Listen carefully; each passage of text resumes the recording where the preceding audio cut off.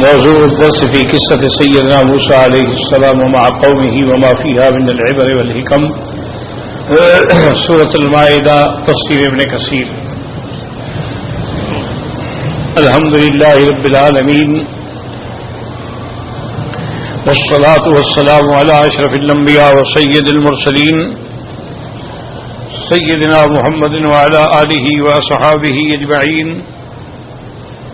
اللهم صل على سيدنا محمد وعلى آل سيدنا محمد كما صليت على إبراهيم وعلى آل إبراهيم في العالمين إنك حميد مجيد. أعوذ بالله من الشيطان الرجيم. بسم الله الرحمن الرحيم. وإذ قال موسى لقومه يا قوم اذكروا نعمة الله عليكم إذ جعل فيكم أنبياء وجعلكم ملوكا وآتاكم ما لم يؤت أحدا من العالمين. يا قوم ادخلوا الأرض المقدسة التي كتب الله لكم ولا ترتدوا فتنقلبوا خاسرين. قالوا يا موسى إن فيها قوما جبارين وإنا لن ندخلها حتى يخرجوا منها فإن يخرجوا منها فإنا داخلون. قال رجلان من الذين يخافون أنعم الله عليهم ادخلوا عليهم الباب فإذا دخلتموه فإنكم غالبون وعلى الله فتوكلوا إن كنتم مؤمنين. قالوا يا موسى إنا لن ندخلها أبدا ما داموا فيها فاذهب أنت وربك فقاتلا إنا هاهنا قائدون. قال رب إني لا أملك إلا نفسي وأخي فافرق بيننا وبين القوم الفاسقين. قال فإنها محرمة عليهم 40 سنة يتيهون في الأرض فلا تأس على القوم الفاسقين. قال المؤلف والمفسر رحمه الله تعالى أدام النفع بعلومه وعلومكم في الدارين آمين إلى أن قال وقال ابن أبي حاتم حدثنا أبي قال حدثنا محمد بن أبي عمر العبدي قال حدثنا سفيان عن أبي سعيد عن إكرمة عن ابن عباس رضي الله عنه قوله فإنها محرمة عليهم 40 سنة يتيهون في الأرض. قال فتاه 40 سنة. اللہ نے ان کو جہاد سے انکار کی سزا دی کہ وہ اس میدان کے اندر قید ہو کے رہ گئے، اسی کے اندر 40 سال پھرتے رہے. قال فهلك موسى وهارون علیہ السلام في التيه. حضرت موسیٰ علیہ السلام حضرت ہارون علیہ السلام بھی اسی میدان تی میں فوت ہوئے. وكل من جاوز 40 سنة. اور جو لوگ بھی تقریباً 40 سال سے گزر گئے وہ بھی تقریباً فوت ہو گئے. فلما مضت 40 سنة. جب 40 سال کی مدت پوری ہو گئی، اللہ کی مقررہ سزا پوری ہو گئی. ناہدہم یوشع ابن نون وهو الذي قام بالامر بعد موسیٰ. حضرت موسیٰ علیہ السلام کے بعد جو خلیفہ تھے وہ حضرت یوشع ابن نون تھے، تو اب وہ متولی بنے اس کام کے. بعض علماء نے فرمایا کہ اللہ نے ان کو بھی نبی بنایا تھا. وَهُوَ الَّذِي افتتحها. انہوں نے فتح کیا. وَهُوَ الَّذِي قِيلَ لَهُ الْيَوْمَ يَوْمُ الْجُمْعَةِ فَهَمُّوا بِافتتاحِهَا وَجَنَتِ الشَّمْسُ لِلْغُرُوبِ. تو لوگوں نے عرض کیا کہ حضرت تو آج جمعہ کا دن ہے، اور اگر جمعہ کے دن ہم فتح نہ کر سکے تو آگے آ جائے گا یوم السبت. تو یوم السبت تو ہم لڑائی لڑ نہیں سکتے ہیں، منع ہے ہر کام. تو اس لیے کیا کیا جائے؟ فخشی ان دخلت لیلۃ السبت ان یثبتوا. تو وہ آپ بھی گھبرا گئے کہ بات تو ٹھیک ہے، اگر سورج ڈوب گیا تو گویا کہ ہفتے کی رات داخل ہو گئی، کیونکہ اسلام کا تعلق جو ہے وہ سورج سے. سورج نکلے گا دن شروع ہوگا، سورج ڈوبے گا رات شروع ہوگی. لیکن انگریزوں کا جو ہے نا وہ 12 بجے رات کے بعد تاریخ بدل جاتی ہے. تو بہرحال لیکن اسلام کا تعلق جو ہے وہ طلوع اور غروب سے ہے. اسی طرح روزہ جو ہے اس کا تعلق بھی طلوع اور غروب سے ہے. صوموا لرؤیتکم وافطروا لرؤیتکم. حضور نے فرمایا چاند نظر آئے تو روزہ شروع کر دو اور چاند نظر آئے تو پھر عید کرو. اور اسی طرح حضور پاک نے فرمایا کہ تم سارا دن روزہ رکھو ثم اتموا الصیام الی اللیل. پھر جب سورج ڈوبے تو روزہ ختم. اور یہ بھی فرما دیا کہ میری امت ہمیشہ خیر پہ رہے گی جب تک افطار میں جلدی کریں گے اور سحور میں دیر کریں گے. مانا دیر کا مانا یہ نہیں کہ وقت کے بعد کریں گے, مانا آخر وقت میں کریں گے. اور افطار جو ہے وہ اول وقت میں کریں گے. جو ہے سورج غروب ہوگا اللہ اکبر اور افطار شروع ہو گیا. شیعہ جو ہے وہ افطار جو ہے وہ دیر سے کرتے ہیں کیونکہ وہ انتظار کرتے ہیں کہ آسمان پہ تارے نظر آ جائیں. وہ کہتے ہیں کہ ثم اتموا الصیام الی اللیل. الا جو ہے یہ مع کے معنی میں ہے, جب تک رات کا حصہ داخل نہ ہو اس وقت تک افطار نہیں ہوتا. لیکن ان کا یہ عمل جو ہے وہ مخالف عمل ہے حضرت محمد مصطفیٰ کے صلی اللہ علیہ وسلم. قرآن حضور پہ اترا ہے تو جب حضور نے افطار کر کے دکھا دیا تو اب کس مائی کے لال کی طاقت ہے کہ وہ تفسیر بدلتا رہے. وہ کبھی الا انتہا کے لیے لے اور الا بمانے ما لے اور الا بمانے الا لے. یہ تعویلات بعیدہ ہیں اور سرکار دو عالم صلی. اور پھر حضور کی ساری زندگی کا عمل اسی پہ ہے کہ افطار میں جلدی اور سحور میں تاخیر. اور اسی کو حضور نے فرمایا کہ باعث علامت خیر ہے. وقت اس کے بعد فرماتے ہیں کہ آپ نے سورج کو خطاب فرمایا انی مامور و انک مامورۃ فوقفت حتی افتتحها. آپ نے فرمایا سورج ٹھہر جاؤ اور تم بھی اللہ کے حکم پہ چلنے والے ہو اور میں بھی اللہ کے حکم پہ نکلا ہوں. تو سورج جو تھا وہ ٹھہر گیا. وجد فیہا من الاموال ما لم یر مثلہ قط. اللہ نے آپ کو بیت المقدس کی فتح بھی نصیب فرمائی اور اموال غنیمت بھی نصیب فرمائے. فقربوہ الی النار فلم تابہ. پہلے زمانے میں قاعدہ یہ تھا کہ مال غنیمت کو جمع کر کے کسی اونچی جگہ پہ رکھ دیتے تھے. فتأکلہ النار. آگ آتی تھی وہ کھا جاتی تھی. یہ علامت تھی کہ آپ کا خیرات جو ہے وہ منظور ہے. یہ حضور کی امت میں اللہ نے احسان کیا کہ احلت لی الغنائم. حضور نے فرمایا کہ اللہ نے میرے لیے مال غنیمت کو حلال کر دیا ہے کہ اگر آپ جہاد کرتے ہیں اور اللہ آپ کو مال نصیب فرماتے ہیں اس مال کو آپ تقسیم کریں گے. وَأَنَّ لِلَّهِ خُمُسَهُ. اللہ کے رسول کے لیے 5واں حصہ اور باقی 4 جو ہیں وہ مجاہدین میں تقسیم ہو جائیں گے. تو آپ نے جب آگ کے لیے رکھا تو آگ نہ آئی. فقال فیکم الغلول. آپ نے فرمایا کہ ہاں تمہارے اندر کوئی خائن ہے جس نے خیانت کی ہے. کیونکہ اگر خیانت ہو, اگر مال حرام ہو تو پھر اللہ قبول نہیں فرماتے ہیں.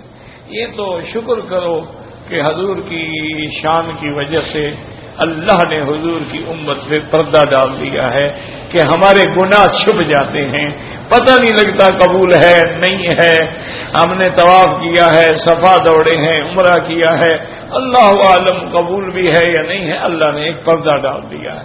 ہم خیرات کرتے ہیں کوئی پتہ نہیں قبول ہے نہیں ہے. اللہ نے ایک پردہ ڈال دیا, ستر فرما دیا. پہلے تو ظاہر ہو جاتا تھا کہ اگر آگ اتری ہے تو قبول ہے, نہیں اتری ہے تو مانا یہ ہے کہ مردود ہے. تو بالکل آدمی رسوا ہو جاتا تھا. تو اللہ نے حضور کی امت کو رسوائی سے بچا لیا. فدعا رؤوس الاسباط. آپ نے ان 12 لوگوں کو بلایا. فبایعہم. فرمایا کہ سارے میری بیعت کرو. والتصقت ید رجل منہم بیدہ. ایک آدمی کا ہاتھ جو تھا نا وہ آپ کے ہاتھ سے چمٹ گیا. آپ نے فرمایا الغلول عندک فاخرجھا. تم نے خیانت کی ہے, وہ مال خیانت تمہارے پاس ہے, نکالو. فاخرج راس بقرۃ. ایک گائے کا سر بنا ہوا تھا سونے کا, اس میں آنکھیں بھی تھی, ان میں یاقوت لگے ہوئے تھے, دانت بھی تھے جس میں موتی لگے ہوئے تھے. فبراہ مورما کل قربان. انہوں نے اس کو بھی اٹھا کے اسی جگہ رکھا. فاتت النار فاکلتہ. پھر آگ آئی اور وہ کھا گئی، اللہ نے قبول فرما لیا۔ وقد اختار ابن جریر ان قول فانها محرمۃ علیہم هو العامل فی 40 سنۃ وانهم مكثوا لا يذكرونها 40 سنۃ وهم طائعون فی البریۃ لا يهتدون لمقصد۔ اسی کو ابن جریر نے بھی پسند فرمایا کہ ان کو سزا یہی ملی کہ 40 سال تک وہ اسی میدان میں قید ہو کے رہ گئے، نہ نکل سکتے ہیں نہ کسی جگہ جا سکتے ہیں۔ قال ثم خرج موسیٰ علیہ السلام ففتح بهم بیت المقدس، پھر موسیٰ علیہ السلام کے ساتھ نکلے اور بیت المقدس فتح ہوا۔ ثم احتج على ذلك من قال بجماع علماء اخبار الاولین ان اوج بن عنق قتله موسیٰ علیہ السلام۔ بعد یہ لکھا ہے کہ اوج ابن عنق جو تھا قوم عمالقہ کا، اس کو موسیٰ علیہ السلام نے قتل کیا۔ ولو کان یاہ قبل تیہ لما رہبت بنو اسرائیل من الامالیک فقال انه کان بعد تیہ، اگر یہ میدان تیہ کی قید سے پہلے ہوتا پھر تو وہ نہ ڈرتے، معلوم ہوا ہی اس کے بعد کا واقعہ۔ کان واجب بلعام ابن باعورا اعان الجبارین بالدعاء علی موسیٰ،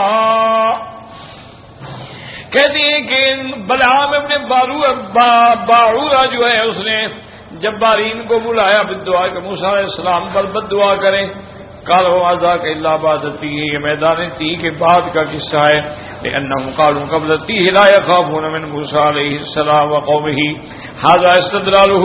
ثم قال حدثنا ابو قریب قال حدثنا ابن قال حدثنا کیسے مساکن سے بین بعض قال کان موسیٰ عشرۃ اذر، حضرت موسیٰ علیہ السلام کے پاس جو عصا تھا وہ 10 ہاتھ لمبا تھا، ووسبته عشرۃ اذر وطول عشرۃ فاصاب كعب اوج فقتله، تو اوج نے ان کے ٹخنے کو لگا اور ٹخنے سے گرا اور وہ مر گیا۔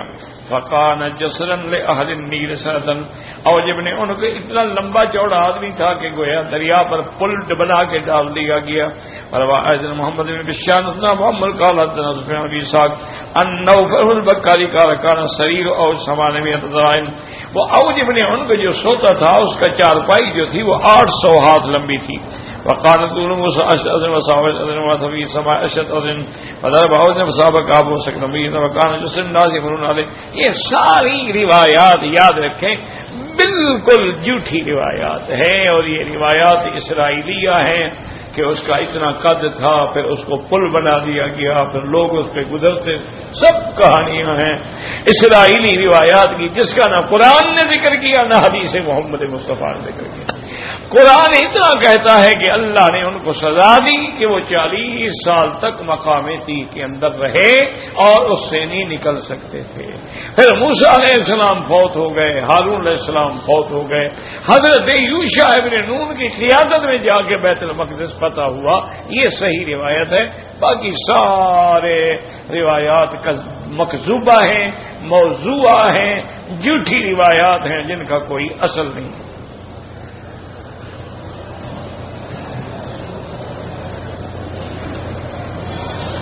وقوله تبارك وتعالى فلا تعصوا القوم الفاسقين، تسلية لموسى عليه السلام فلا تعصوا ولا تحزن عليهم فيما حكمت عليهم به۔ اللہ کے پیغمبر کو اللہ نے تسلی دی کہ آپ غم نہ کریں، جو اللہ نے فیصلہ کیا ہے وہ ٹھیک ہے۔ فإن مستحقون ذلك، وہ اسی سزا کے مستحق ہے۔ وهذه القصة تضمنت تقريع اليهود وبيان فضائل مخالفة الله ورسوله، اس قصے سے جو یہود حضور کے زمانے میں تھے ان کے لیے ذلت ہے، شرمندگی ہے کہ یہ تمہارے باپ دادے نے کیا تھا۔ فيما أبراهم به من يفزع فتن مصابرة الأعداء وجعلت المقاتل مع أن بين أظهرهم رسول الله وكليمه وصبيه من خلقه في ذلك الزمان وهو يعدهم بالنصر والظفر بأعدائهم، یعنی وہ ایسی بزدل قوم تھی کہ ان کی قیادت کرنے والا اللہ کا نبی موسیٰ علیہ السلام تھے، اور انہوں نے یہ بھی فرمایا اللہ کے بندے کتب اللہ لکم، اللہ کا وعدہ ہے فتح تمہاری ہوگی، لیکن انہوں نے پیغمبر کی نہ مانی، اللہ کے نبی کی نہ مانی. هذا ما شاهد من فضل الله بعدوهم فرعون من ذا من قال له. حالانکہ وہ دیکھ چکے تھے کہ موسیٰ علیہ السلام کے معجزے سے کہ اللہ نے فرعون کو ان کے دشمن کو کیسے غرق کیا، اس کے لشکروں کو کیسے غرق کیا. وَهُمْ يَنظُرُونَ نَتْقَلَّ بِأَعْيُنِهِمْ، اپنے آنکھوں سے دیکھتے رہے تاکہ ان کی آنکھیں ٹھنڈی ہوں. وما بالعهد من قدم، یہ کوئی بہت پرانی بات نہیں تھی. ثم ينقلون المقات اهل بدن هي بالنسبه الى ديار مصر لا توازي اشر المعشار في عدة ديارها وادرهم فظهرت كبائع سنيهم للخاص والعام وافتضحوا فضيحة لا يغطيها الليل ولا يستر الذيل.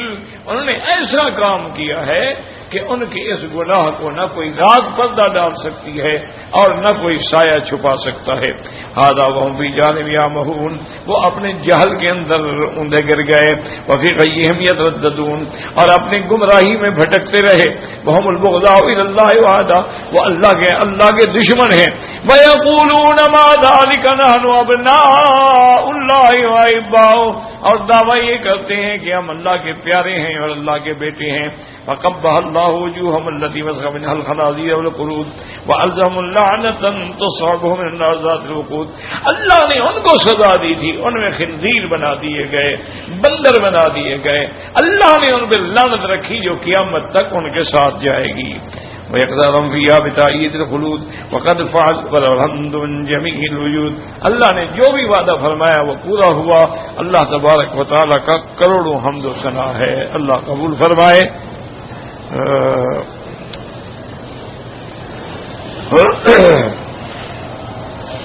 ایک تو میں عرض کر دوں کہ کل چونکہ جمعرات ہے تو جمعرات درس نہیں ہوتا، اس لیے میرے بزرگ، میرے بھائی، میرے ساتھی ان کو تکلیف نہ ہو. صرف جمعرات نہیں ہوتا، پھر جمعہ کو انشاءاللہ مغرب کے بعد درس ہوگا. صرف ایک رات چھٹی ہوتی ہے انشاءاللہ. کہتے ہیں جی کہ بعض لوگوں نے کوئی عمل شمل کر کے میرے کاروبار پہ کوئی بندش لگا دی ہے. میرا بھائی پہلی بات تو یہ ہے کہ ان سب چیزوں کا علاج جو ہے وہ اللہ کا قرآن ہے. یاد رکھو،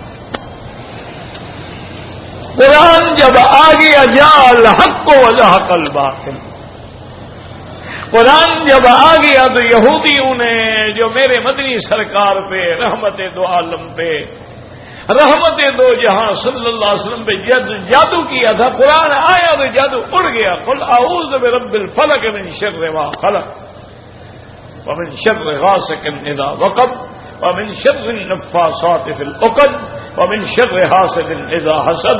ظالموں نے جو جادو کیا تھا حضور کے بال لے کر کنگھی میں لپیٹ کے اس میں سوئیاں لگائی ہوئی تھیں. تو حضرت علی فرماتے ہیں حضور یہ سورت بھی پڑھ رہے تھے، سوئیاں نکال رہے تھے. سریام رسول اللہ صلی اللہ علیہ وسلم، جب سب سوئیاں نکل گئیں تو آپ کا چہرہ گلاب کے پھول کی طرح کھل گیا اور سارا جادو کا اثر ختم ہو. تو اگر ایسا آپ کو کوئی شک ہے تو اس کا علاج یہ ہے کہ سورۃ البقرہ پڑھا کرو، اور سورۃ البقرہ باقاعدہ یعنی کیسٹ لگا کے ہیڈ فون لگا کے سنا کرو، اور پانی پہ اس کو دم کرو. کمرے میں، مکان میں، دکان میں، ہر جگہ پانی پہ دم کر کے پھینکو. خود بھی سب شیطانی اثر جو ہے انشاءاللہ ختم ہو جائے.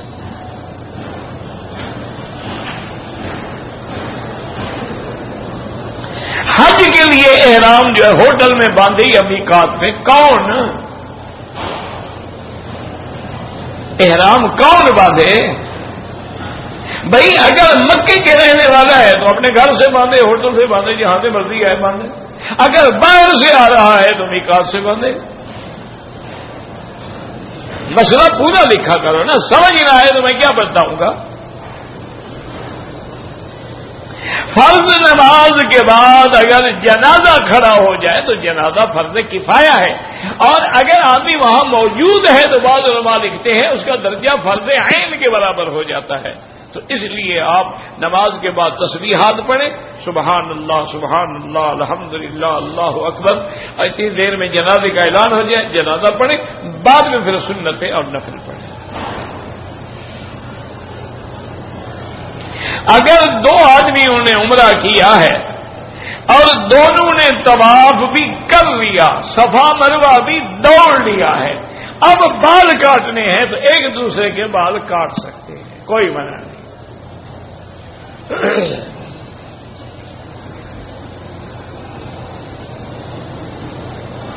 کہتے ہیں جی کہ حضرت خضر جو تھے موسیٰ علیہ السلام کے زمانے میں تھے، بالکل تھے، ان کا علم موسیٰ علیہ السلام سے زیادہ تھا، بالکل نہیں تھا، کسی نے آپ کو غلط کہا۔ دیکھو نا، اب دنیا میں ایک ڈاکٹر ہے، اس کو وہ ENT یعنی ناک کان گلے کا ڈاکٹر ہے، اس کو دماغ کا پتہ تو نہیں ہے۔ ایک ڈاکٹر ہے وہ نیرو کا ڈاکٹر ہے، فزیشین ہے بڑا دماغ کا، اس کو گلے کا پتہ نہیں۔ حضرت موسیٰ علیہ السلام کے پاس علم تشریعی تھا اور خضر کے پاس علم تکوینی تھا، دونوں علم ہی الگ ہیں۔ یہ نہیں کہ موسیٰ علیہ السلام سے موسیٰ علیہ السلام کی رسالت و نبوت میں کوئی شبہ نہیں ہے، اور خضر کے بارے میں روایات ہیں، بعض علماء کہتے ہیں ولی تھے، بعض کہتے ہیں نبی تھے، یعنی ان کی نبوت میں تو شبہ ہے، شک ہے، لیکن موسیٰ علیہ السلام کی رسالت میں تو کوئی شبہ نہیں ہے۔ باقی اسی لیے حضرت خضر نے بھی عرض کیا تھا کہ موسیٰ علیہ السلام، اللہ نے جو علم مجھے دیا ہے وہ تمہیں نہیں دیا ہے، جو تمہیں دیا وہ مجھے نہیں دیا، اور اگر آپ میرے ساتھ رہیں گے کیف تصبر علی ما لم تحط بہ خبرا، تو آپ صبر نہیں کر سکیں گے۔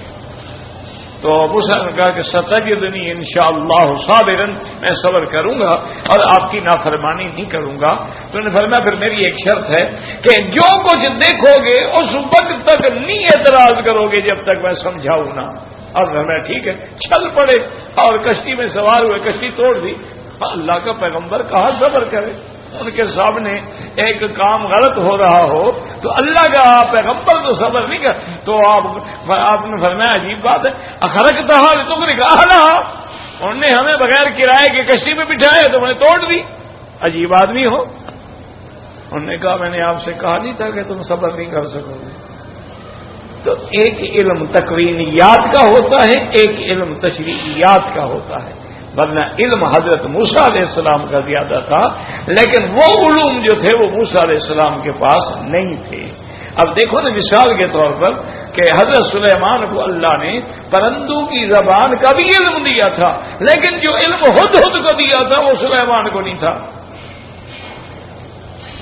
ہدہد پرندہ ہے، اس کی ڈپٹی یہ تھی کہ حضرت سلیمان فرماتے تھے کہ بھائی ہدہد ذرا چیک کرو زمین کو، جہاں پانی قریب ہو ہم کنواں کھودیں، تو وہ زمین پہ ٹھونگے مار مار کے کہتے جی یہاں پانی میٹھا بھی ہے اور قریب بھی ہے۔ سلیمان علیہ السلام کو اللہ نے یہ علم نہیں دیا، تو اس کا کیا معنی ہے کہ ہدہد کا علم زیادہ تھا؟ یہ عجیب باتیں ہوتی ہیں، لوگ سمجھتے نہیں ہیں، نہ سمجھ، اور اسی سے سارا مسئلہ نکلا کہ اصل علم غیب کا مالک اللہ ہے، وہ چاہے تو خضر کو دے دے اور موسیٰ علیہ السلام کو نہ دے، وہ چاہے تو موسیٰ علیہ السلام کو دے دے اور خضر کو نہ دے۔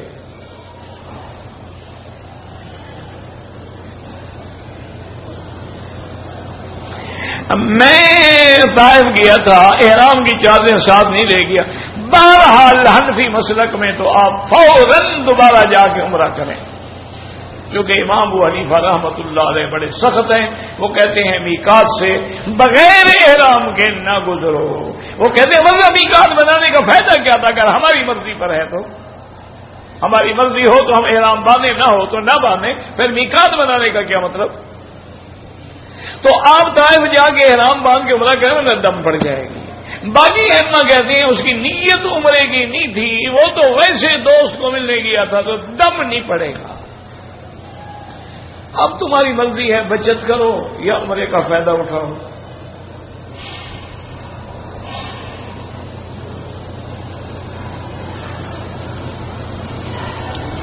کہتے ہیں جی کہ میں نے احرام کی حالت میں طواف شروع کیا، تھوڑی آگے جا کے خیال آیا کہ میں نے کندھا نہیں نکالا، میں نے دوبارہ پھر طواف شروع کیا، کندھا نکالا، کوئی نہ بھی نکالتے تو کچھ نہیں تھا۔ اللہ کے بندے، کندھا نکالنا مستحب ہے، ثواب ہے، نہ نکالو کچھ بھی نہیں ہوتا۔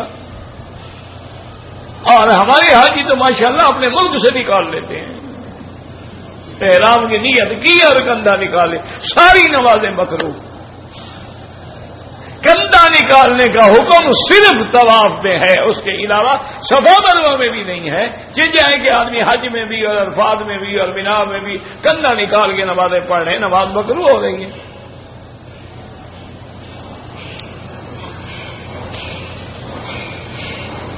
اگر عمرہ کرتے ہوئے کپڑے سے ناک صاف کر لیا جائے تو دم پڑ جاتی ہے۔ کیوں دم پڑ جاتی ہے؟ ناک بھی صاف نہ کرو، یعنی کوئی اور آئے گا کرنے کے لیے؟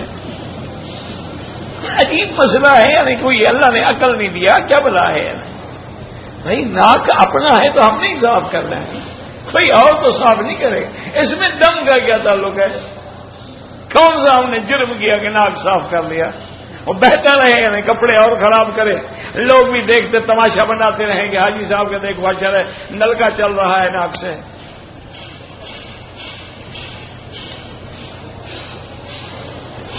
ایک آدمی فوت ہو گیا ہے، ابھی دفن نہیں ہوا، اس کے لیے عمرہ کر سکتے ہیں، دفن ہو نہ ہو۔ بہت سارے ایسے واقعات ہوتے ہیں کہ ان کو کولڈ سٹوریج میں رکھ لیا، سال دفن نہیں ہوتے، لڑائیاں ہوتی ہیں، جھگڑے ہوتے ہیں، کیس ہوتے ہیں، یا جیسے غیر ملکی ہیں بیچارے، جب تک اپنے ملک سے وارث لکھ کے نہیں بھیجیں گے حکومت دفن نہیں کرے گی۔ بالکل آپ عمرہ کریں، مگر وہ موت تو ہو گئی نا، آپ چاہے قبر میں ہو یا تراجے میں ہو۔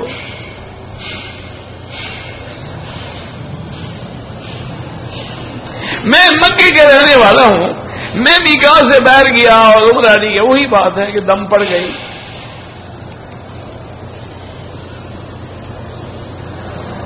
مسجد عائشہ سے عمرے کرنے کا ثواب زیادہ ہے یا جیرانہ سے؟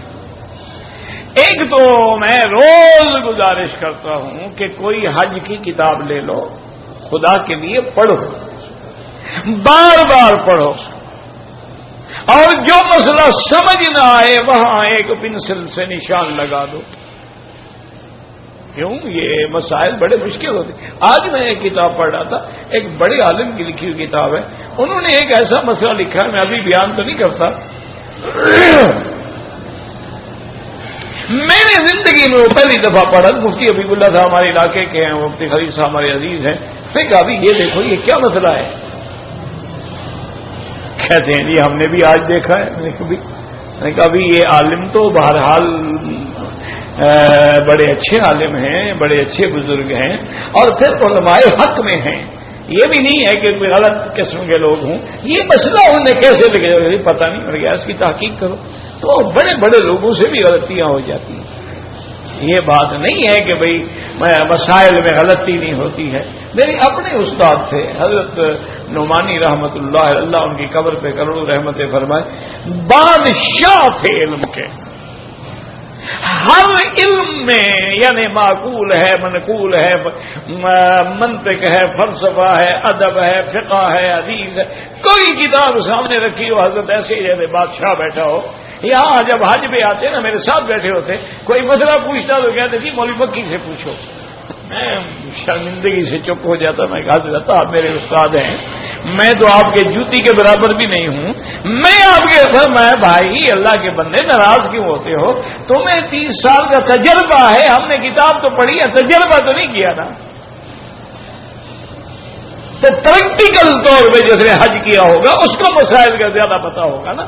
اسی لیے مناسک ملا علی قاری رحمت اللہ علیہ کو علماء حنفیہ جو ہے وہ ترجیح دیتے ہیں۔ وجہ کیا تھی کہ ملا علی قاری رحمت اللہ نے زندگی مکے میں گزاری، اسی طرح حضرت شیخ محمد رحمت اللہ علیہ کے مسائل کو ترجیح دیتے کہ ساری زندگی انہیں مدینے میں گزاری، ہر سال ان کو مسئلے پیش آتے تھے۔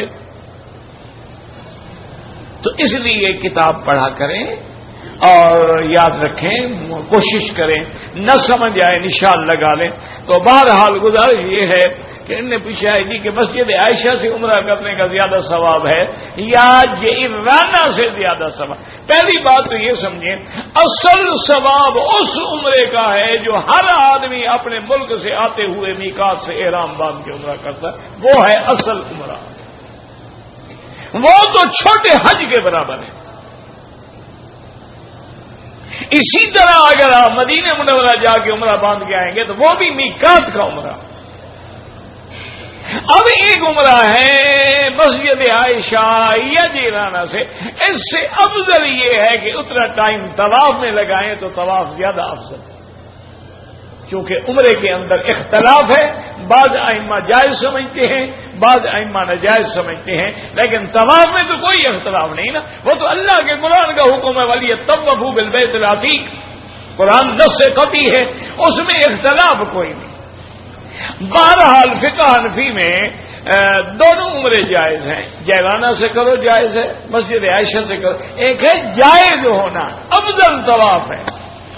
اچھا اب دیکھیں اس میں بھی علمی بحث ہے. امام ابو حنیفہ رحمۃ اللہ علیہ فرماتے ہیں کہ مسجد عائشہ سے عمرہ کرنا افضل ہے، اور امام شافعی رحمۃ اللہ علیہ فرماتے ہیں جیرانہ سے افضل ہے. بات سمجھے. اب جو جاہل ہے نا وہ کہتے ہیں دیکھو جی امام ایک امام یہ کہتا ہے، ایک امام یہ کہتا ہے. ہو جناب تم گھر کے 4 آدمی ہو، ایک یہ کہتا ہے، ایک یہ کہتا ہے، وہاں تو تم کبھی نہیں لڑے. ایک ڈاکٹر کچھ کہتا ہے، دوسری ہسپتال کا ڈاکٹر کچھ کہتا ہے، وہاں تو تم کبھی نہیں لڑے ہو. ایک وکیل کچھ کہتا ہے، دوسرا وکیل کچھ کہتا ہے، وہاں تو تمہاری رگ نہیں پھڑکتی. صرف اماموں پر تمہیں غصہ آ جاتا ہے. وجہ یہ ہے کہ جہالت ہوتی ہے. تمام ائمہ برحق ہیں، اللہ ان کی قبر پہ کروڑ رحمتیں فرمائے. اور امام ابو حنیفہ تو اتنا بڑا آدمی ہے نا کہ امام شافعی جو ہے ان کے شاگرد کا شاگرد ہے. امام شافعی محمد بن حسن الشیبانی کے شاگرد ہیں. امام احمد بن حنبل امام شافعی کے شاگرد ہیں. تو امام ابو حنیفہ کیا وہ تو استادوں کے استاد ہوئے. امام بخاری عبداللہ بن مبارک کے شاگرد ہیں. عبداللہ بن مبارک امام ابو حنیفہ کے شاگرد ہیں. اتنا بڑا آدمی تھا. تو بات یاد رکھیں، امام ابو حنیفہ فرماتے ہیں کہ مسجد عائشہ سے افضل ہے، اور امام شافعی فرماتے ہیں کہ نہیں جناب جیرانہ سے افضل ہے. تو کسی نے پوچھا کہ حضرت کیوں؟ انہوں نے کہا اللہ کے بندے جیرانہ سے خود حضور پاک نے خود عمرہ کیا ہے. غزوہ حنین کے موقع پر جب حضور ٹھہرے ہوئے تھے تو آپ نے جیرانہ سے احرام باندھ کے عمرہ کیا ہے. تو جب حضور نے عمرہ کیا ہے تو افضل ہے. یہ حضرت بی بی عائشہ نے عمرہ کیا ہے. امام ابو حنیفہ نے فرمایا حضرت ایک قول رسول ہوتا ہے، ایک فعل رسول ہوتا ہے. حدیث قولی افضل ہوتی ہے فعلی سے. فعل تو اتفاق بھی ہو سکتا ہے نا کہ اتفاقاً ٹھہرے ہوئے تھے آپ نے عمرہ کر لیا. یہ تو قول رسول ہے کہ حضور نے حکم دیا بھی ایسے کو کہ جا کے عمرہ کرو. تو ہمیشہ قول افضل ہوتا ہے، اور قولی حدیث کا مقابلہ حدیث فعلی نہیں کر سکتی ہے. فعل جواز کے لیے ہوتا ہے، اس لیے مسجد عائشہ سے افضل. تو یہ علمی بحثیں ہیں، یہ کوئی جھگڑے نہیں ہیں خدا کے لیے. یہ جھگڑے ان لوگوں نے بنائے ہیں جن کے دماغوں کے اندر بغض اور فساد بھرا ہوا ہے. ورنہ وہ لوگ جو تھے اختلاف بھی کرتے تھے اور ساتھ کہتے تھے رحمت اللہ علیہ، رحمت اللہ علیہ. اللہ ان کی قبر پہ کروڑ رحمتیں فرمائے. اچھا یہ پچھلے آپ کے دور میں حضرت تھانوی کا اور حضرت مدنی کا شدید اختلاف. حضرت مدنی جو تھے وہ کانگریس کے حامی تھے، اور حضرت تھانوی جو تھے وہ مسلم لیگ کے حامی تھے، محمد علی جناح کے حامی تھے. تو بے انتہا اختلاف تھا. یعنی تقریریں ہوتی، اخبارات میں اشتہارات چھپتے، دلائل آتے، سوال جواب ہوتے، معارضہ ہوتا. تو ایک دن حضرت مدنی تھانہ بھون آئے تو ان کو پتہ تھا حضرت تھانوی تو ایک ٹائم ٹیبل سے زندگی گزارنے والے لوگ ہیں. تو اس وقت ابھی تہجد کا وقت ابھی نہیں ہوا تھا. تو حضرت مدنی نے جو بستر ساتھ تھا سفر کا وہی مسجد کے گیٹ پہ بچھایا اور وہیں سو گیا آرام سے. اب حضرت صبح کی نماز کے لیے آئے. مجھے کون نے کہا؟ حضرت حسین احمد مدنی. فرمایا اللہ کے بندے یہ تم نے کیا کیا؟ انہوں نے کہا حضرت آپ گھر میں سوئے ہوئے تھے اور جگانا ضروری بھی نہیں تھا، میں تو ملنے آیا تھا، کوئی کام بھی نہیں تھا. میں لیکن یہ تو زیادتی ہے کہ تم مسجد گئے. انہوں نے کہا اللہ کے بندے کیا زیادتی ہے؟ میں سو گیا. حضرت لے گئے اور حضرت سے کہا کہ نماز پڑھاؤ. اور مدی نے عرض کیا حضرت میں آپ کے پیچھے پڑھنے کے لیے تو آیا ہوں، رب میرا حکم ہے۔ حضرت مدی نے نماز پڑھائی۔ اس کے بعد مدی نے حضرت تھانوی بڑے غور سے دیکھا، پر میں ٹوپی تمہاری نظر نہیں آ رہی، رومال بندھا ہوا ہے۔ میں نے کہا حضرت ٹوپی تھی تو ٹرین میں سر نکال کے کچھ دیکھنے لگا، ہوا تیز چلی، وہ کپڑے کی ٹوپی تھی، اڑ گئی۔ فرمایا اچھا بھائی۔ تو خادم سے کہا کہ بھائی فلاں جگہ پگڑی رکھی ہے، وہ پگڑی لے آؤ۔ حضرت مدی نے عرض کیا، انہوں نے کہا حضرت آپ کو پتا ہے کہ میں تو کھدر کا کپڑا پہنتا ہوں، میں نے تو انگریز سے بائیکاٹ کیا ہوا ہے، ترک موالات کا دور ہے، میں تو ولیتی کپڑے پہنتا نہیں، اور آپ تو ولیتی کپڑے پہنتے ہیں، اگر وہ ململ کی پگڑی ہوگی وہ تو میں نہیں باندھوں گا، پھر آپ ناراض ہوں گے۔ پر میں میرے بھائی ناراض نہ ہوں، کسی نے کھدر کی پگڑی ہدیہ کی تھی اور میں نے آپ کے لیے چھپا کے رکھی، یہ کوئی جگہ ہے؟ پگڑی آ گئی، حضرت نے ایسے ہاتھ پہ رکھ کر پہ، میں نے کہا حضرت یوں تو میں نہیں لیتا، اب تو میں اس طرح لوں گا کہ میرے سر پہ خود بندھوا دیں۔ اختلاف بھی ہے اور ادب دیکھو، اللہ پاک سے دعا کرو اللہ ہمارے لوگوں کے اختلافات دور فرمائے اور آپس میں احترام اور ادب کی توفیق عطا فرمائے۔ ایک دن ایک آدمی نے عجیب سوال کیا حضرت تھانوی سے، اور میں نے کہا حضرت ہم یہ تو مانتے ہیں کہ حضرت مدنی جو ہیں وہ شیخ الحدیث ہیں اور بڑے محدث ہیں، بڑے عالم ہیں، بڑے مفسر ہیں اور مجاہد ہیں اور بڑے جفا کش ہیں، لیکن یہ تصوف کے جو مسائل ہیں اس کے اندر بھی حضرت کا کوئی مقام ہے؟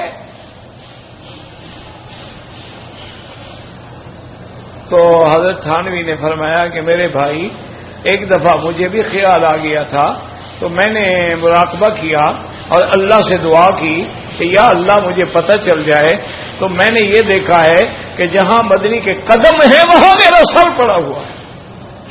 میں بولا حضرت وہاں نہ تو کوئی چلے ہیں، نہ وہاں کوئی چلہ کشی کرائی جاتی ہے، نہ وہاں کوئی ختم پڑھائے جاتے ہیں، اور میں اللہ کے بندے اللہ کے دین کے لیے جب وہ ایک رات میں جیل کاٹتا ہے تو سارے چلے طے ہو جاتے ہیں۔ یہ لوگ تھے، ہم تو ایک دوسرے کو یہ کافر اور وہ کافر اور تم کافر اور تم کافر، یہ کافر اور وہ کافر، ہم عالم بھی بنے ہوئے ہیں اور ہمارے سامنے گندی عورتیں بھی ناچ کر رہی ہیں۔ ہمارا تو حال ختم ہو گیا، دعا کرو اللہ رحم کرے، اللہ ہدایت دے۔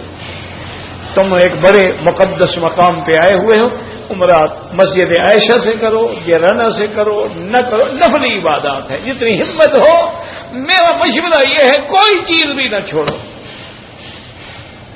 مسجد عائشہ سے بھی کر لو، جیرانہ سے بھی کر لو، عرفات سے بھی کر لو، حدیبیہ سے بھی کر لو، اور ہر ہل سے بھی کر لو، مدینے سے بھی کر لو، طائف سے بھی کر لو، جہاں موقع ملے، پتہ نہیں پھر یہ بہاریں ملیں گی کہ نہیں ملیں گی۔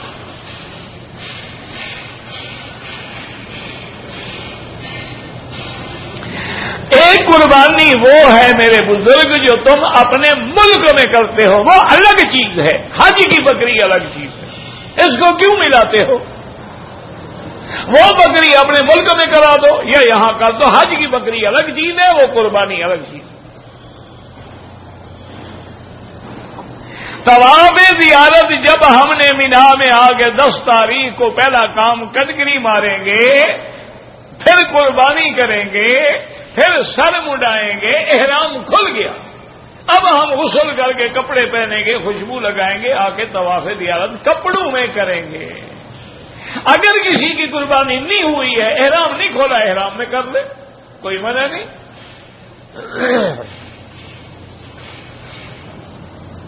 یہاں پر جو نماز جنازہ پڑھاتے ہیں ایک سلام پھیرتے ہیں، ایک سلام بھی حدیث میں موجود ہے، 2 بھی موجود ہے، کوئی جھگڑے کی ضرورت نہیں۔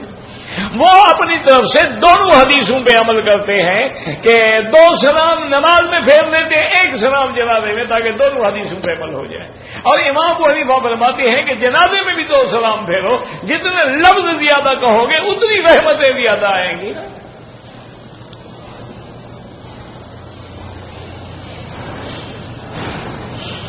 کسی دوسرے شخص کے لیے عمرہ حج اگر وہ معذور ہے یا فوت ہو گیا ہے، ایسے نہیں ہے۔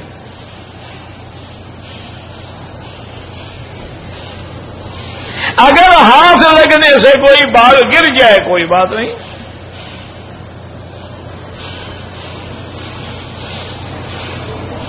4 سال مکہ مکرمہ میں ہو گئے، چھٹی پہ نہیں گیا، بیوی ناراض ہو گئی ہے، ناراض نہ ہو تو کیا کرے؟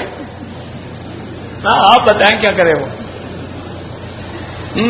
3 دفعہ بلایا وہ نہیں آئی، اب میں نہیں رکھنا چاہتا تو آگ تو جان چھوڑو، اس کو کوئی اور مل جائے گا، تمہیں بھی کوئی اور مل جائے گا، لٹکا کے تو نہ رکھو نا، معلقۃ بین السماء والارض، کہ آسمان و زمین کے درمیان میں وہ لٹکتی رہے کہ بیوی تیری ہے رہتی غیر کے پاس ہے۔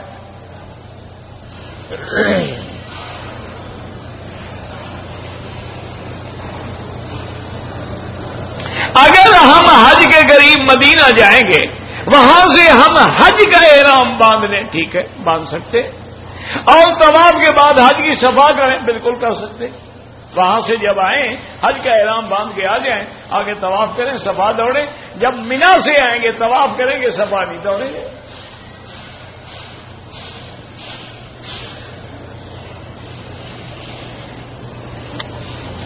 عصر اور فجر کے بعد جو ہے حنفی مسلک میں نماز نہ پڑھیں، بعد میں پڑھ لیں، باقی ائمہ کے نزدیک حرم میں جائز ہے۔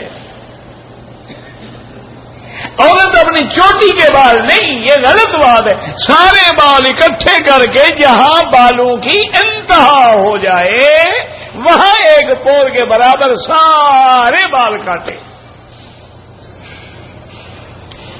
یہ نہیں کہ چوٹی پکڑ لی لٹ پکڑ لی پر تو کچھ نہیں۔ اگر جوتوں والی تھیلی کمر پہ لٹکائی ہے طواف کر سکتے ہیں، بالکل کر سکتے۔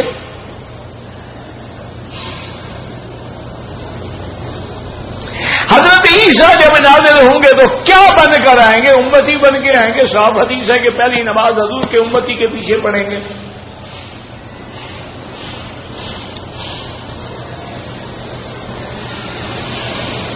عمرے کے دوران میں ملتزم پہ ہاتھ لگایا کوئی بات نہیں، مانا ہے عطر لگا ہو تو ہاتھ نہ لگائیں، اور اگر عطر لگ جائے تو دھو ڈالیں، ورنہ یہ تھوڑا ہے کہ ہاتھ ہی نہ لگائیں۔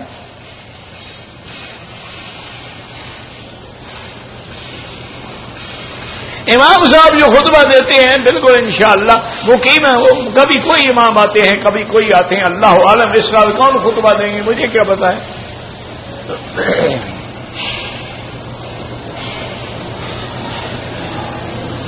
مجھے سارے صحابہ سے محبت ہے، حضرت عمر سے زیادہ ہے، کوئی بات نہیں، اچھی بات ہے، جیسے ہمیں سارے انبیاء سے محبت ہے لیکن حضور سے زیادہ ہے، یہ کوئی بات ہے۔ ساری دنیا کے بزرگوں سے محبت ہے لیکن اپنے والدین سے زیادہ ہے، یہ تو ہوتا ہے، کوئی بات نہیں ہے۔ زندہ اور مردہ لوگوں کے لیے طواف نہیں کیا جا سکتا ہے، جو زندہ ہے اس کے لیے، اور جو فوت ہو گئے ان کے لیے بھی طواف خود کرو اور دعا کرو کہ اللہ اس کا ثواب ان کو عطا فرما۔ امام کے پیچھے مقتدی حنفی ہے تو خاموش رہے، شافعی ہے تو فاتحہ پڑھا کرے، کوئی لڑائی جھگڑے والی بات نہیں ہے، نماز دونوں کی ٹھیک ہو جاتی ہے۔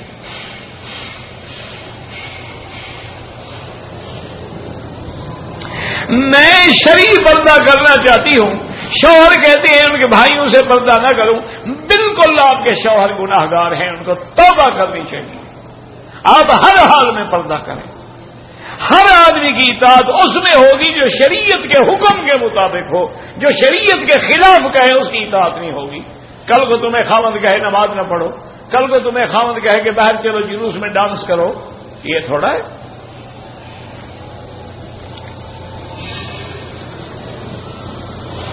طواف کے بعد صفا مروہ کرنے سے پہلے سر مڈا لیا، دم پڑ گئی۔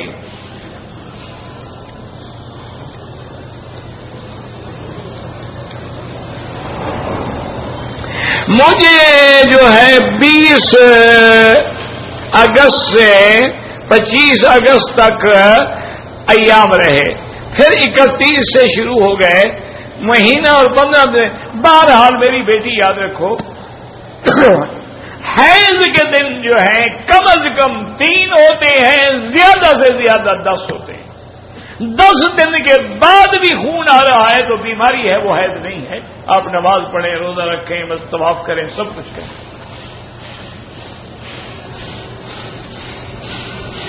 میں نے بتا دیا نا کہ ہر عورت کے لیے ایام حیض کم از کم 3 اور زیادہ سے زیادہ 10. اب 10 دن کے بعد پھر خون آ رہا ہے، مانے بیماری ہے. مسجد عائشہ سے مرد بھی احرام باندھ سکتے ہیں، بالکل باندھ سکتے ہیں. مسجد میں اگر سو جائیں وضو ٹوٹ جاتا ہے، اگر نیند آ گئی تو ٹوٹ گیا. ٹیک لگا کے سو گئے تو مسجد ہو یا غیر مسجد ہو. یہ اچھی بات ہے کہ مسجد میں جو کچھ مرضی ہے کرتے رہو، وضو نہیں ٹوٹتا، بڑا پکا ہے. یا مسجد اس کو پکڑ کے رکھتی ہے. عجیب عقل ہے.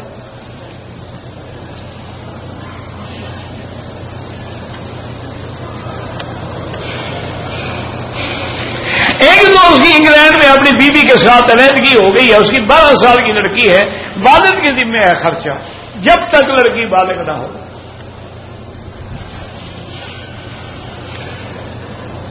اگر تعویذ قرآن اور حدیث سے لکھا گیا ہے تو کوئی حرج نہیں. اگر انتر منتر جنتر ہے تو وہ ناجائز ہے.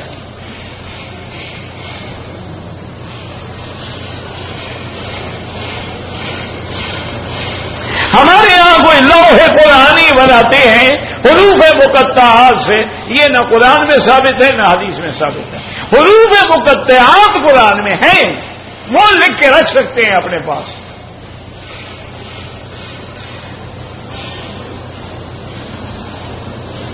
کہتے جی قبرستان سے شبہ کا آیا، وہاں ایک قبرستان ہے جہاں لڑکیاں دفن کی جاتی تھیں. جس نے تمہیں کہا ہے جھوٹ کہا ہے، یہ وہ قبرستان نہیں ہے. اور دوسری بات یہ ہے جو لوگ لڑکیاں دفن کرتے تھے کوئی الگ انعام کرتے تھے. جہاں موقع ملا جا کے دفن کر دی. کوئی قبرستان تھوڑا بنایا ہوا تھا انہوں نے. اور جنگل میں لے جاتے وہاں گڑھا کھودا لڑکی کو دفن کر دیا.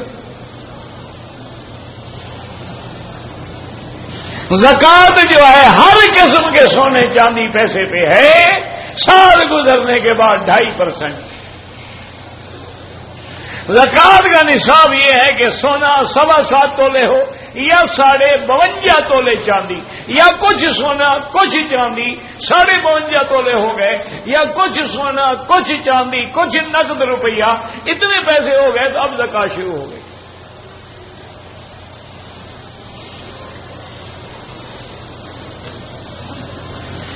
وضو جو ہے کتاب الطہارہ آپ دیکھ لیں یا چھوٹی سی نماز کی کتاب دیکھ لیں. ویسے پہلے ہاتھ دھوئیں گے اور باقاعدہ خلال بھی کریں گے. پھر آپ 3 دفعہ کلی کریں گے. ناک میں پانی چڑھائیں کہ یہاں جو چھوٹی ہڈی ہے نا نرم، یہاں تک پانی پہنچے. اس کے بعد چہرہ دھوئیں گے، پھر اس کے بعد بازو دھوئیں گے، پھر مسح کریں گے. حنفیوں کے نزدیک مسح جو ہے وہ سارے سر پر ہے، حتیٰ کہ گردن پر بھی ہے. کیونکہ ایک حدیث سے وہ استدلال کرتے ہیں، محمد بن طلحہ سے روایت ہے کہ جو آدمی سر کا مسح کرے، کفا ہو اور گدی کے ساتھ کرے، اللہ قیامت والے دن اس کو قیامت کے جہنم کے زنجیروں سے بچا لیں گے. علماء کہتے ہیں کہ یہ حدیث موقوف ہے، لیکن حافظ ابن حجر عسقلانی نے لکھا ہے کہ یہ موقوف مرفوع کے حکم میں ہے. اللہ عالم. طواف کے دوران لوگوں کو پانی پلائیں. جو پانی پلانے والا ہے وہ طواف نہ کر رہا ہو، اور طواف والے کو بھی مجبوری ہو تو وہیں کھڑا ہو جائے، پانی پی کے چل پڑے. افضل جگہ ہے مقام ابراہیم کے پیچھے 2 رکعت پڑھے. بہانہ ملے حتیم میں، سارے مطاف میں، سارے مسجد میں، سارے مکے میں، ہوٹل میں بھی جا کے پڑھیں، جائز ہے. مغرب کے بعد 2 رکعت پڑھنا بالکل سنت موقدہ ہے. عشاء کے بعد 2 رکعت سنت موقدہ.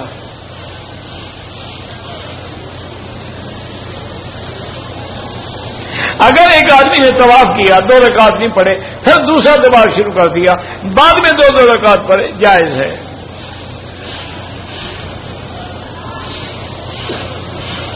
عمرے کے طواف کے بعد صفا میں بھی کندھا کھولے رکھا، غلطی ہے، لیکن آئندہ نہ کریں.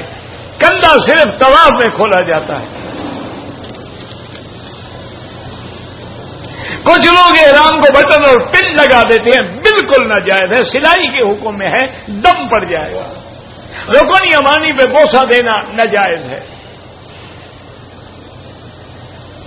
حج بدل ہو سکتا ہے، کیا حکم کیا حج بدل، اور جب کرنا ہو کسی عالم سے کروائیں، اور مسائل پوچھ کے کرائیں. حج بدر فرض اپنے والد کے لیے مدرسے سے کرائیں. مدرسے والوں سے کہیں وہ میقات سے آدمی کو منگوائیں گے، کیونکہ اگر حج فرض ہو تو جہاں کا آدمی ہے وہاں سے ہے یا کم از کم میقات سے ہے. قضا پڑھتے ہیں، جو نمازیں قضا ہو گئی ہر نماز کے بعد پڑھتے ہیں، باقی اللہ سے توبہ کریں. زکات کے پیسوں سے حج نہ کروائیں، آپ وہ پیسے اس کو دے دیں، اس کی مرضی وہ حج کرے نہ کرے.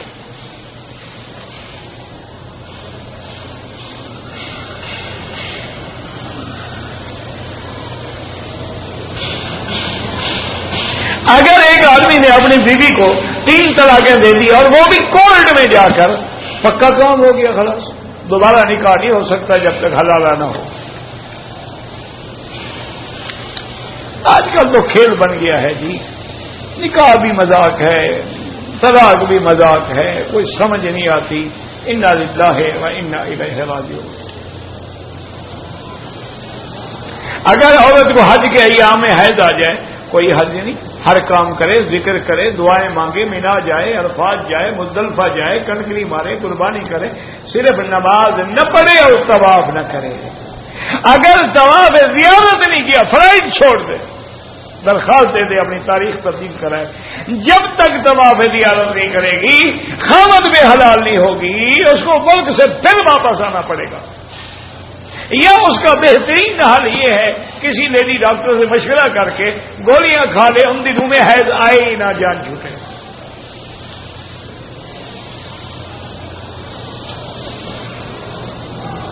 حرم میں جو خدام کام کرتے ہیں ان کو صدقہ بالکل دینا چاہیے، زیادہ مستحق ہے. ایک تو یہ سوال نہیں کرتے اور دوسرا اللہ کے گھر کی خدمت کر رہے ہیں، اور کوئی ان کی بڑی تنخواہیں نہیں ہیں. 600 ریال، 500 ریال، 400 ریال، 700 ریال. آج اتنے میں تو آدمی روٹی بھی نہیں کھا سکتا.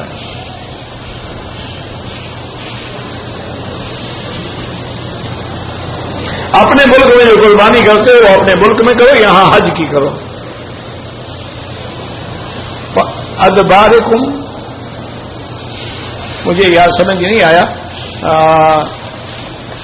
اللہ کے قرآن میں جو لفظ ہے موسیٰ علیہ الصلوۃ والسلام، لا ترتدوا علی ادبارکم فتنقلبوا خاسرین. ادبارہم تو میں نے کبھی نہیں پڑھا، ہو سکتا ہے پڑھا ہو، کوئی ضد کی بات نہیں، غلطی ہے.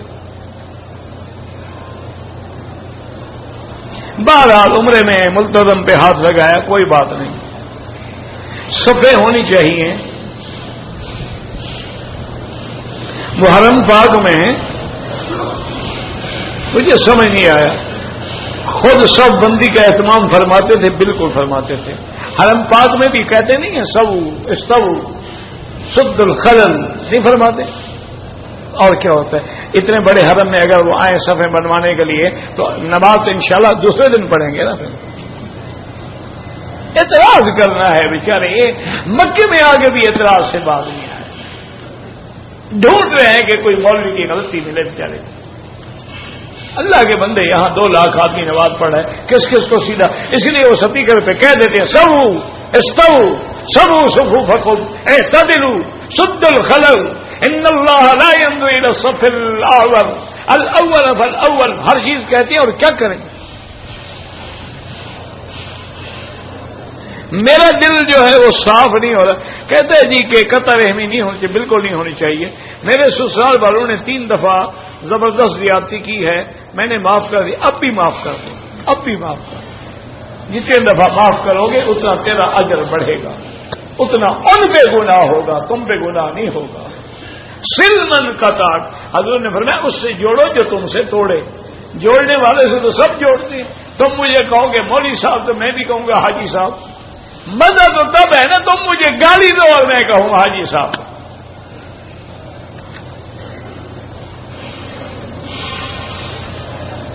حج کے دوران میں بیگم خامن سے لڑ پڑتی ہے، بعض اوقات بد دعا بھی دیتی ہے. تم حج پر جانے سے پہلے کچھ 100-200 ریال اس کو دے دو، اگر لڑے نا جو مرضی ہے مجھے کہنا. تم نے جو اس کو بھوکھا رکھا ہوا ہے، لڑے گی نہیں تو کیا کرے گی؟ بھوکھا بٹیرا لڑتا ہے. حج پہ جانے سے پہلے 200 ریال 400 ریال طاقت کے مطابق نظر پیش کرو گے کہ محترمہ یہ آپ کے ہیں، آپ بپسی پئیں، آپ کھانا کھائیں، آپ جو مرضی آئے کریں، آپ اپنے لیے کوئی چیز خریدیں، مجال ہے پورے حج میں لڑے ہو آپ سے.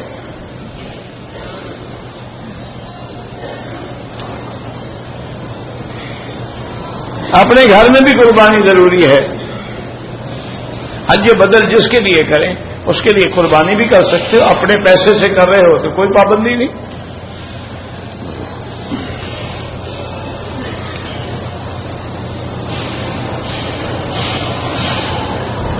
کہتے ہیں کہ ہماری ڈپٹی لگی ہے خدام الحجاج کی حیثیت میں، 120 ریال کے حساب سے تنخواہ بھی ملے گی. یہاں لوگ ہمیں کھانے پینے کے لیے کچھ دے دیں، بالکل لے لیا کریں، یہ صدقہ نہیں ہوتا ہے، یہ اکرام ضیف ہے. مکے والوں کو پتہ ہے کہ لینے والوں میں امیر بھی ہیں، غریب بھی ہیں، مسکین، وہ صدقہ نہیں ہوتا، ایک قسم کا ہدیہ ہے. آپ بالکل لے کے کھائیں.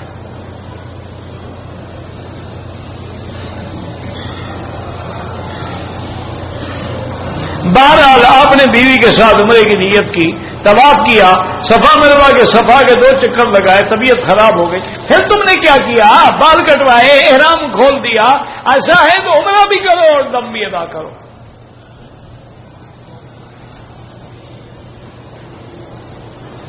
حج میں جو اگر حج میں آپ کے ذمے حج اپنا دم تمتع یا دم قران ہے اور آپ نہیں دے سکتے ہو تو 10 روزے رکھو. 3 روزے حج میں، یعنی آپ 1 2 3 کو رکھ لو، اور 7 روزے حج کے بعد.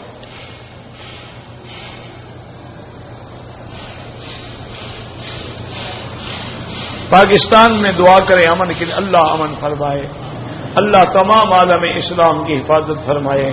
اللہ تبارک و تعالی پورے عالم اسلام میں مسلمانوں کا خون بہہ رہا ہے اور یہودیوں کی سازش سے پورے عالم اسلام میں فتنے ہیں، جھگڑے ہیں، فساد ہیں.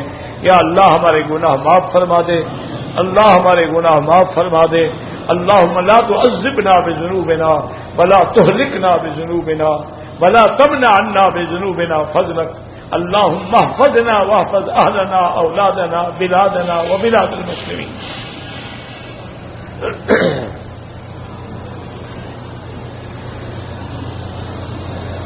ایک عمرے میں 2 جوڑے ہیں، ایک باتھ روم ہے، صرف اس کمرے میں جہاں اور 2 درمیان میں چادر بھی لگائی ہے تو ٹھیک ہے، آپ نے اپنی طرف سے جو کوشش کر سکتے ہو کر لو بس. 11 تاریخ کی کنگریاں جو ہیں آپ سارا دن یعنی زوال کے بعد سے لے کر سارا دن اور ساری رات مار سکتے ہیں. 12 کی کنگریاں بھی آپ زوال سے لے کر سارا دن اور ساری رات مار سکتے ہیں. کوئی جلدی کی ضرورت نہیں. اور یار آج کل تو رش ہوتا ہی نہیں، 3-4 منزل بن گئی ہے ماشاءاللہ. جو ایک دفعہ اوپر جاتا ہے اس کو واپس آنے کا ٹانگوں میں سانس نہیں ہوتا تو لڑے گا کہاں. انہوں نے اتنا لمبا چکر دے دیا نا، جاتے جاتے آدمی تھک جاتا ہے، لڑائی کا قصہ ہی ختم ہو گیا. ہم نے رمضان کے بعد عمرہ پڑھا ہے، پٹھان ہوگا یہ لازم، تو پڑھا ہے تو جناب آپ کو بکری دینا ہے. یہ میرا بھائی پٹھانے سے لکھتے ہیں.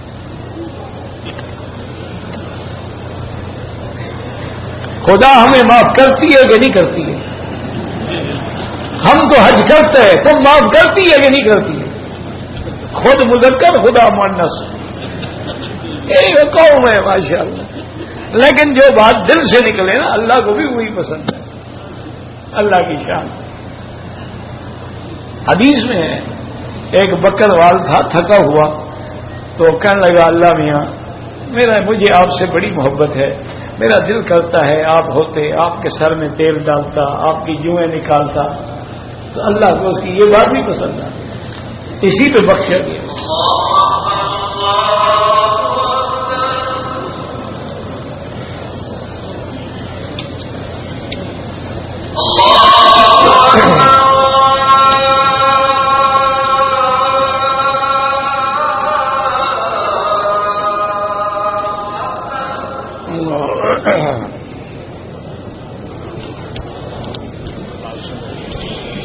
أشهد أن لا